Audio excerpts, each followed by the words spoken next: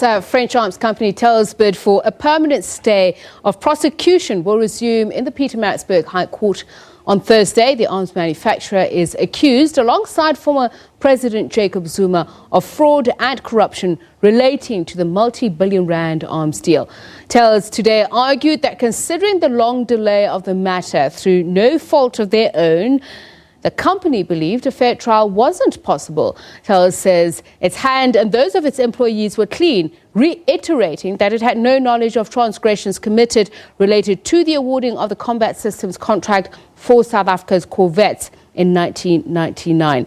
The company has maintained that it respects the law and has a zero-tolerance approach on corruption. The state will again argue an application by former President Jacob Zuma for a permanent stay of prosecution. The case continued today with submissions from French arms company Thales. SABC reporter Ayanda Mhlongo joins us now on the line for more. Ayanda, let's first start with the state. It seems to wish an application to bring against new information Zuma added in a replying affidavit. What is that? A very good evening to you, and a good evening to our viewers. That matter was dealt with very briefly, in fact, not even dealt with. It is going to be something that will be continued on Thursday when the matter resumes.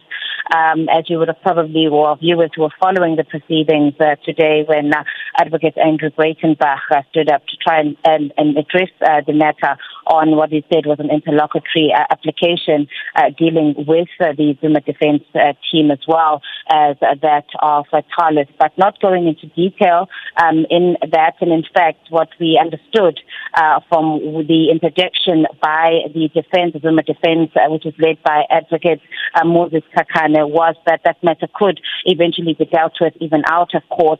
But we'll hear more on that on Thursday when the court resumes, with, of course, as we'll be awaiting the submissions which are going to be made by the state, responding to the arguments that have been put forth by the Zuma defense team, as well as the French arms company Thales, represented today by Advocate Anton Katz. All right, so there was the issue or argument around duplication, heads of arguments filed by the MPA in the case versus state versus Zuma and the state versus Thales. What was that about? I lost you, if you wouldn't mind repeating the question.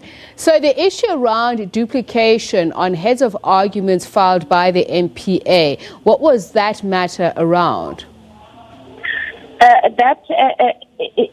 It's really, well, from what we understood from legal people, that it was a rather minor issue, and how they're going to settle or deal with. As I said, it's one of the issues that are going to be dealt with, that is probably out of court, or will be the first point that both the state as well as the defense will deal with on Thursday. But that was with regard to the submissions which will be made by the state, in which we understood that either the Thales defense or the Zuma defense wanted the state, when they make the submissions, to separate the two arguments relating to the issues that have been brought forward by the two defense